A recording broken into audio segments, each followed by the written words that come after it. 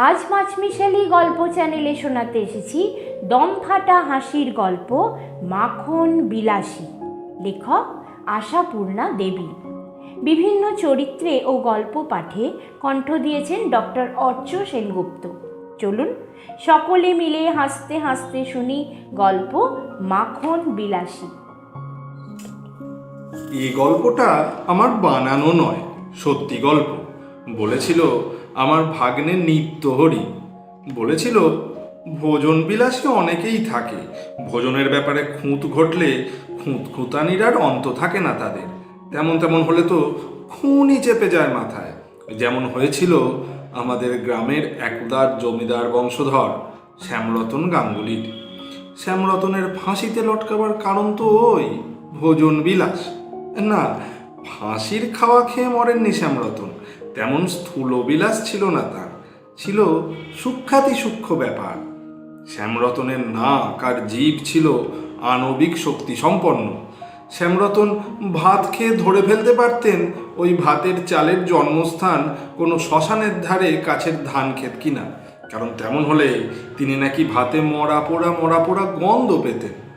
পায়েস খেয়ে ধরতে পারতেন শ্যামরতন সেই পায়েসের দুধের উৎসস্থল গোমাতাটি ঘাস খেয়েছিল না বেলপাতা খেয়েছিল।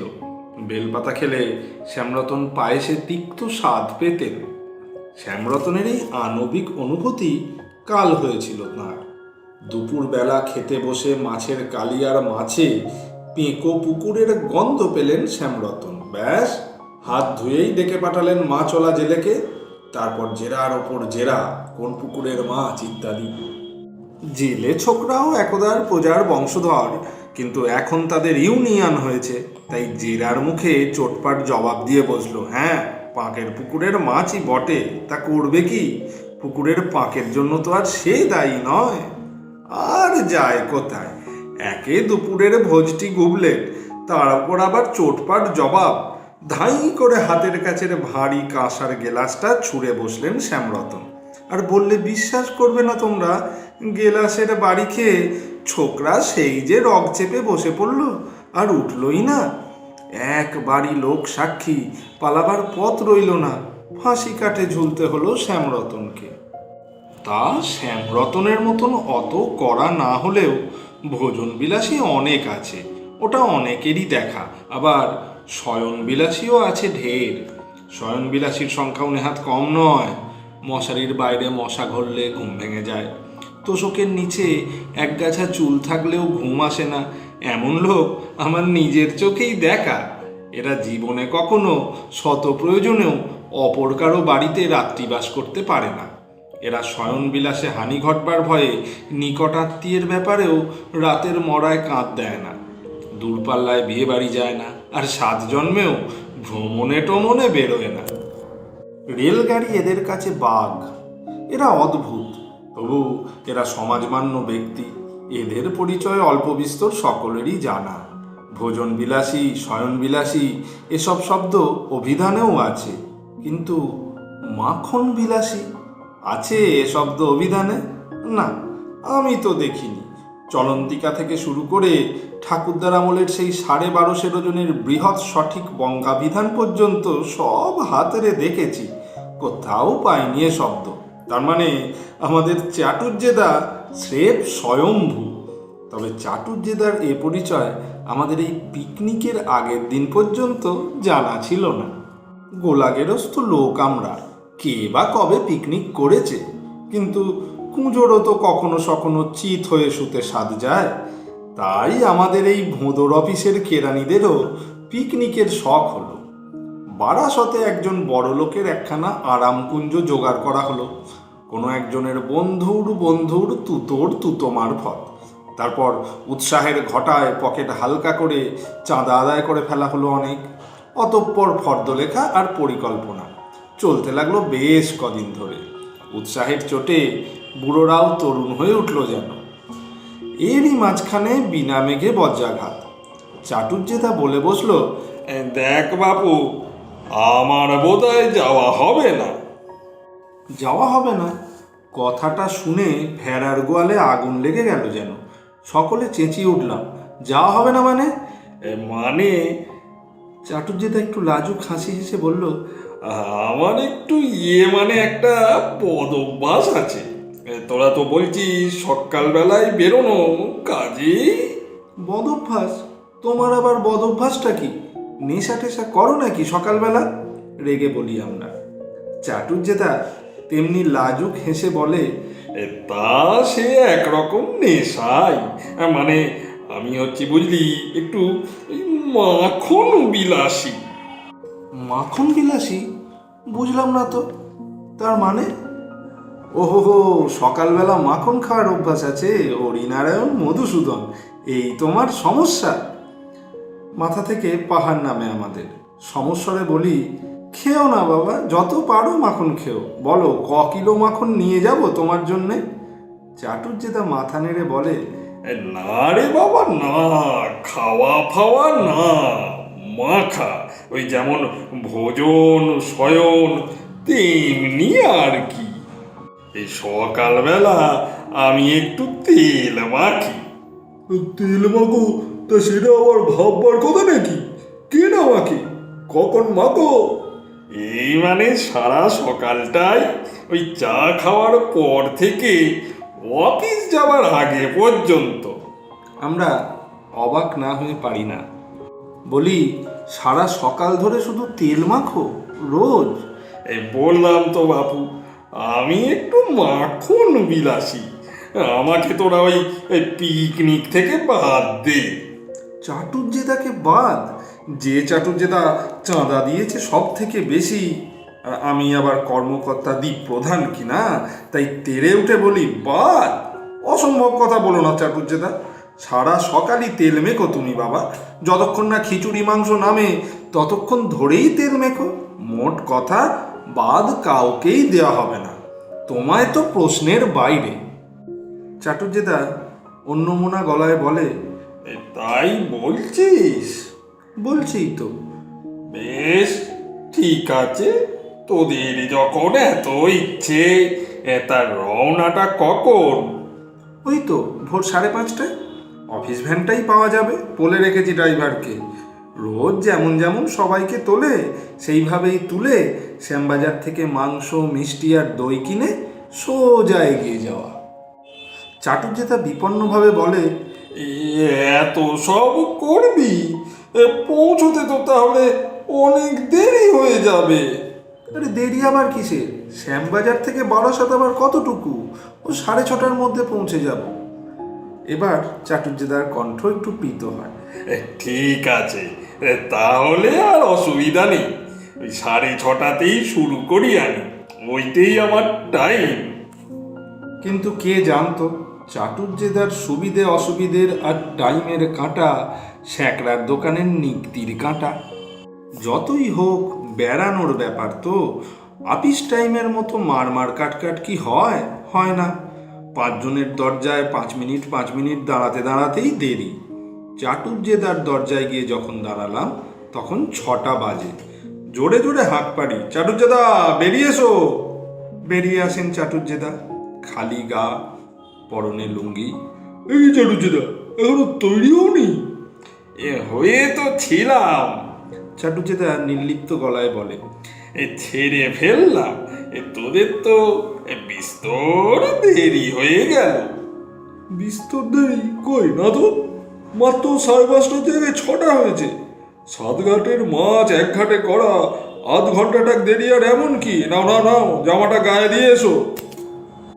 চাটুজ্জেদা অঙ্ক কষার ভঙ্গিতে বলে, না, এখান থেকে তোরা এখনো গ্রে স্ট্রিট হয়ে চৌরঙ্গি যাবি। তারপর ওই শ্যামবাজার থেকে মাংস কিনবি, দই মিষ্টি কিনবি। তারপর ও হো অসম্ভব, 6:30 তো বাজবেই, টাইম পার হয়ে যাবে রে। কি মুশকিল? তেল মাখা তো আর ক্যাপসুল খাওয়া নয় গো, না হয় আধ ঘন্টা দেরি হলো। পাগল, তা হয় না। এবার অন্য পথ ধরি। বলি, তার মানে এই আধ ঘন্টা দেরির জন্য তুমি আমাদের এত বড় একটা শাস্তি দিচ্ছ? এবার যেন একটু কাজ হয়। মানে আসলে তো লোকটা ভালো, ওই মাখন বিলাসী ওকে উল্টো পাল্টা করে দিয়েছে। চাটুজ্জেদা বিব্রতভাবে বলে, ছি ছি ছি, সব কি বলছিস? মানে এই ব্যাপারটা কি জানিস? আরে জানি জানি, সব জানি। তুমি উঠে এসো তো, নজর ওই খালি অবস্থাতেই তোমায় আমরা পাঁজা গোলা করে তুলে নিয়ে যাবো বলে দিলাম। আমাদের এই ডাকাতি মনোভাব দেখে বোধ করি ভয় হয় লোকটার। তাড়াতাড়ি বলে, না না না বাবা, না, জামা পরে হাসছি। তবে ব্যাপারটা কি জানিস? আমরা সমস্বরে বলি, আরে জানি জানি, তুমি একটু মাখন বিলাসী, এই তো। আমরা সবাই মিলে না হয় চাঁদা করে তোমায় তেল মাখিয়ে দেবো, হলো তো? কিন্তু প্রশ্ন তো মাখিয়ে দেওয়ার নয়, প্রশ্ন হচ্ছে টাইমের। চাটুজ্জেদার সেই টাইমটা হচ্ছে 6:30। যখন আমরা মাংসের দোকানে বকাবকি চেঁচামেচি জুড়েছি, জুড়তে তো হবেই, নইলে আর পিকনিকের আমোদটা কি? 40 না হলেও 24-60 দস্তুু তো ঝাঁপিয়ে পড়েছে গিয়ে দোকানে। ফুর্তির বান ডাকছে তখন। অতএব দোকানিকে নিয়েই মস্করা ঠাট্টা। কি বাবা, পাড়ার গলা না কেটে আমাদের গলাগুলোই কাটছো যে? বলি, ও কি ওজন হচ্ছে গো? বলি, মেটেগুলো সরাচ্ছ কেন? বেশি দামে বেচবে বলে? ও হে, পাঁটাটা বোকা পাটা নয় তো, দেখো খেয়ে আবার সবাই মিলে বোকা হয়ে না যায়, ইত্যাদি প্রভৃতি বুনো গাইয়া রসিকতা। কষায়ের সঙ্গে আর কি বা উচ্চাঙ্গের রসিকতা হবে? একই পদ্ধতিতে দই, মিষ্টি, মিঠে পান, কলাপাতা ইত্যাদি কিনে উল্লাসধ্বনি করতে করতে আমরা যখন বারাসতের সেই আরামকুঞ্জে গিয়ে পৌঁছলাম, তখন 8:10। দেখি চাটুজ্জেদা মলিন মুখে নির্জীবের মতো বসে পড়েছে একপাশে। জোর গলায় বলি, কই গো চাটুজ্জেদা, লেগে যাও। চাটুজ্জেদা সর্বহারা গলায় বলে ওঠে, আর লেগে যাওয়া, দুদিক থেকেই সর্বনাশ হয়ে গেল আমার।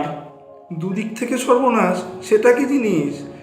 কি আবার, একদিকে 1.5 ঘন্টা লেট, অপরদিকে তোদের তাড়নায় তেলের শিশি আনতে বল। তেলের শিশি? কি তেল তুমি গায়ে মাখো চাটুজ্জা? গায়ে আর কি তেল মাখবো? ওই সর্ষের তেলই মাখি। তবে তবে চিন্তা রাখিসে, রান্নার জন্য তো আমাদের 5 সেরি টিন এসেছে। চাটুজ্জেদা উদাত্ত গলায় বলে, তাতে আর আমার কি কাজ কলা? তার তো 1 ভাগ সর্ষে আর 3 ভাগ ভেজাল। বলো কি চাটুজ্জেদা, আমরা কি কলের তেল এনেছি নাকি গণেশ তেলের টিন? আরে রেখে দে তোদের কার্তিক, গণেশ, লক্ষ্মী, সরস্বতী। চাটুজ্জেদা এবার খিঁচিয়ে ওঠে, দেখতে আর বাকি নেই কাউকে। মূলার রস আর লঙ্কার গুঁড়োর ঝাঁঝের ভেজাল মেরে। হতাশ হয়ে বলি, তাহলে তুমি কি তেল মাখো? চাটুজ্জেদা গর্বিত ভঙ্গিতে বলে, কি তেল? খাঁটি রাই সর্ষে কিনে বাড়িতে পিষে তেল করে নি, মানে ওই তোদের বৌদি করে দেয়। তার মানে তোমার মাখন বিলাসের দাপটে বেচারা বৌদির হাড়ও পেশো? হাড় আবার পেশা কি রে? হিন্দু নারী স্বামীর জন্যে এটুকু করবে না? আর কতই বা তেল মাখি আমি, দৈনিক তো মাত্র 1/2 পোয়া। 1/2 পোয়া? 1/2 পোড়া করে তেল মাখো তুমি? চাটুজ্জেদা করুণ স্বরে বলে, ওর বেশি আর কোথায় বা পাবো বল? পাওয়ার কথা হচ্ছে না, অফিসের বেলায়। অফিসের বেলায় তা কি? ওই তেলটুকুর জোরেই তো দাঁড়িয়ে আছি। তোদের পাল্লায় পড়ে আজ আমার সর্বনাশ হয়ে গেল রে। এমন তারা দিলি। আমরা জোর দিয়ে বলি, একটা দিন গণেশ মাখলে কিছু নাশ টাশ হবে না চাটুজ্জেদা, তোমার সোনার কান্তি সোনারই থাকবে। এসো টিন খুলি। কিন্তু টিন খুললে আর কি হবে, মন খোলে কই? মন যে শিল মারা জব্বর শিল। মাটির গেলাসের 1 গেলাস তেল নিয়ে বসে পড়ে তো চাটুজ্জেদা, কিন্তু মাখে কই? বারবার কেবল নাকের কাছে তোলে আর নাকটা কুচকে নামিয়ে রাখে। আরে কি হলো চাটুজ্জেদা, শুরু করো। শুরু ভাবছি। চাটুজ্জেদা হঠাৎ যাকে বলে নিদ্রোত্থিতের মতো চমকে উঠে বলে, আচ্ছা, এই তোদের ওদিকে কত দূরে? এই তো উনুনে আগুন পড়লো। তোদের রান্নার মেনুটা যেন কি? রান্নার ওই তো খিচুড়ি, মাংস, আলুর দম, পাঁপড় ভাজা, চাটনি। আচ্ছা ঠিক আছে। চাটুজ্জেদা উল্লাসের গলায় বলে, হয়ে যাবে। তোদের তোদের হতে হতে আমি এসে যাব। কোথা থেকে এসে যাবে?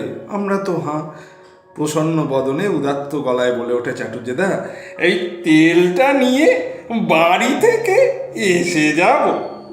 তেলটা নিয়ে বাড়ি থেকে? মানে পার্ক সার্কাস থেকে? চাটুজ্জেদা, তুমি কি আমাদের সঙ্গে মস্করা করছো? পাগল হয়ে গেছো? আরে বাবা, মস্করাও নয়, পাগলও নয়, দিব্যি সাদা বাংলাই বলছি।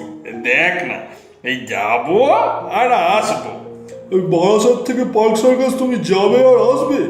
আরে বাবা দেখই না, এই তোদের হাতের রান্না তো, তার মধ্যে 3 বার যাওয়া আসা হয়ে যাবে। চাটুজ্জেদা পাগলামি করো না। আরে কি মুশকিল, পাগলামিও নয়, মাতলামিও নয়, সে সাদা বাংলা। কিন্তু তোমার টাইম? সে তো অনেকক্ষণ আগেই ব্রহ্মপুত্র জলে তলিয়ে গেছে। এখন আর একটা দিক রক্ষা করার চেষ্টা করতে হবে তো। ওই মূলোর রসটা না মেখে একটু খাঁটি তেল। জুতোটা পায়ে গলিয়ে বীর বিক্রমে এগিয়ে যায় চাটুজ্জেদা আলো আলো মুখে। 24 জন দস্যু, 24 দ্বিগুণে 48 বার বারণ করলাম, চাটুজ্জেদা অটল। অত ঘাবড়াচ্ছিস কেন? দেখ না, এই যাবো আর আসবো। তারপর আর কি, গেছে আর আসছে, মানে আসছেন। মাংস নামলো, খিচুড়ি নামলো, আলুর দম, চাটনি সব নামলো। চাটুজ্জেদার আর দেখা নেই। এদিকে উনুন নিভে আসছে, তার সঙ্গে উৎসাহ। তবে পাঁপড়গুলোও ভাজা হোক। নেভা গণানোর প্রস্তাব, উত্তর হোক।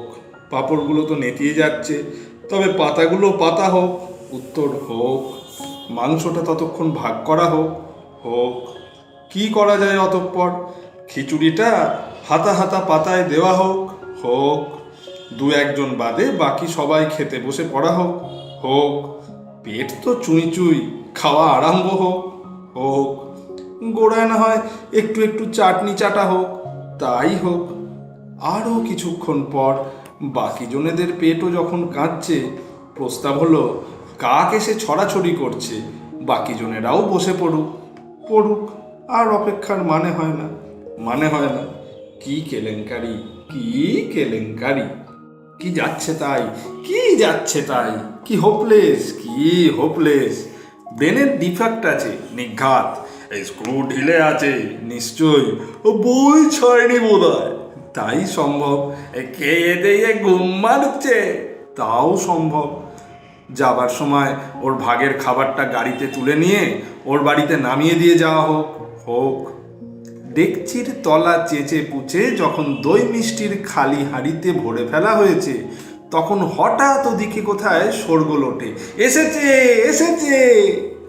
কে এসেছে? ড্রাইভার? ওর ড্রাইভারের জন্য কে মরছে? চাটুজ্জেদা এসে গেছে! এই মার সেই মার করে তেড়ে যাই আমরা। এই তোমার যাবো আর আসবো? চাটুজ্জেদা লাজুক হাসি হেসে বলে, তেলটা হাতে নিয়েই দারুণ লোভ এসে গেল, বুঝলি? ভাবলাম ওই মেয়েকেই যাই, মানে আর কি। কিন্তু কে তখন তার মানে কানে নেয়? সামান্য একটু তেল মাখার জন্য নিজের তো বটেই, এতগুলো লোকেরও আমোদ মাটি করলো। এই অভিযোগ নিয়ে তো ঝাঁপিয়ে পড়েছি সবাই একযোগে। চাটুজ্জেদা নির্বিকার, আলো আলো মুখে বলে, এই সামান্য কি অসামান্য সে তোরা কি বুঝবি রে? অতক্ষণ বিরহের পর শিশিটা দেখে ফুর্তির চোটে 3 দিনের তেল একদিনেই মেখে ফেললাম। বলেই তো ছিলাম বাপু, আমি একটু মাখন বিলাসী। আজকের গল্প এখানেই শেষ হলো। আপনাদের কেমন লাগলো কমেন্ট বক্সে জানাতে ভুলবেন না কিন্তু। আর ভালো লাগলে লাইক, শেয়ার আর সাবস্ক্রাইব করে দেবেন। ভালো থাকবেন সবাই। আবার ফিরছি আগামী সপ্তাহে।